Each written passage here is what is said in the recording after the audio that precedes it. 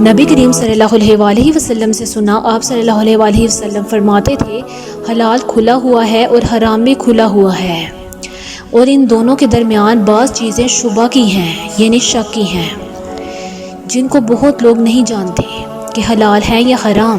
پھر جو کوئی شبہ کی چیزوں سے بھی بچ گیا، اس نے اپنے دین اور عزت کو بچا لیا، اور جو کوئی ان شک کی چیزوں میں پڑ گیا، اس کی مثال اس چرواہے کی ہے جو شاہی محفوظ چراگاہ کے آس پاس اپنے جانوروں کو چرائے۔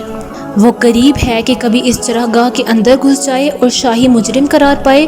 سن لو، ہر بادشاہ کی ایک چراگاہ ہوتی ہے، اللہ کی چراگاہ اس کی زمین پر حرام چیزیں ہیں، پس ان سے بچو۔ اور سن لو، بدن میں ایک گوشت کا ٹکڑا ہے، جب وہ درست ہوگا سارا بدن درست ہوگا، اور جہاں بگڑا سارا بدن بگڑ گیا۔ سن لو کہ وہ ٹکڑا آدمی کا دل ہے۔